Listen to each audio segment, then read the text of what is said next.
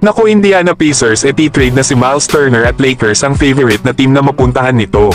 Pero bago yan, Rui Hachimura mukhang hindi na naman makakapaglaro sa magiging laban nila bukas sa Charlotte Hornets.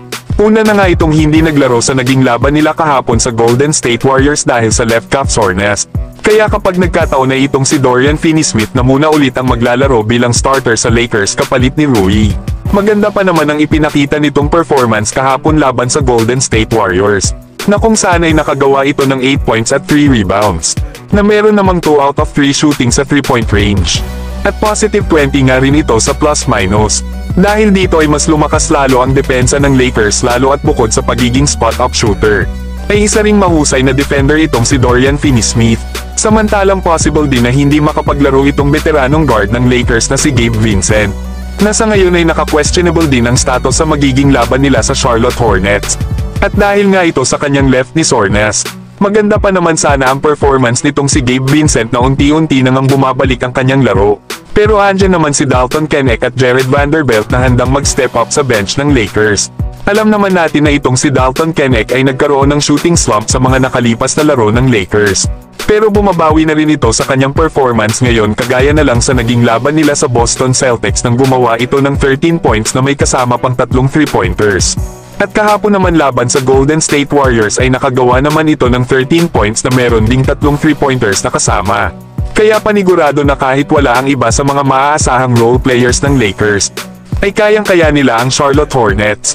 Lalo at nagbalik na sa kanila itong si Jared Vanderbilt, ang isa sa best defensive player ng Lakers. Pero kayo mga idol, ano ang masasabi nyo na possible wala bukas sila Rui at Gabe Vincent? Samantalang Miles Turner hahanapan na ng team para i-trade. Lalo at magdidemand na kasi ito ng mahigit sa $30 million. Magiging unrestricted free agent na kasi ito pagkatapos ng season na ito, na kung matatandaan ay binigyan ito ng Indiana Pacers ng 2-year $58 million contract extension. Kaya naman ay gusto ngayon ni Miles Turner na makakuha ng contract extension na may $30 million per year.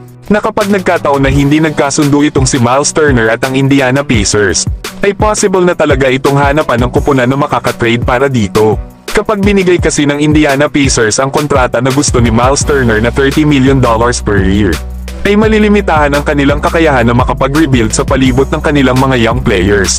Bagamat consistent si Miles Turner sa kanyang performance sa Indiana Pacers, na kung saan ay nag-average ito ng 15.6 rebounds at 2 blocks per game, ay hindi naman ito isang big man na kayang i-dominate ang kanyang scoring or pangunahan ang kanyang team para manalo. Kumbaga mga idol ay nasa average player lang itong si Miles Turner. Kaya madali lang nila itong mahahanapan ng kapalit na mas bata at mas mababa pa ang kontrata. Sa ngayon kasi ay nasa 28 years old na ito. Kaya hindi na naka-align ang kanyang edad sa long-term plan ng isang kupunan, na maaari ngang i-trade ng Indiana Pacers itong si Miles Turner sa Los Angeles Lakers. Lalo at bagay na bagay ang kanyang skills dito. Kilala kasi si Miles Turner na isang versatile player na isang rim protector at stretch big man. Pero para makuha ito ng Lakers ay kailangan nilang ibigay sila Rui Hachimura at ang maalinman kana Christian Wood at Jackson Hayes. Kasama na rin daw ang top 10 protected first round pick sa 2029 at isang second round pick sa 2025. Kaya panigurado na makakabalik na si Davis sa pagiging power forward sa trade na ito dahil kay Miles Turner. Pero ang tanong ay willing ba ang Lakers na kunin ng isang player na may expiring contract at bitawan ng isa sa kanilang mga future first round pick para kay Miles Turner? Pero kayo mga idol, ano ang masasabi nyo dito?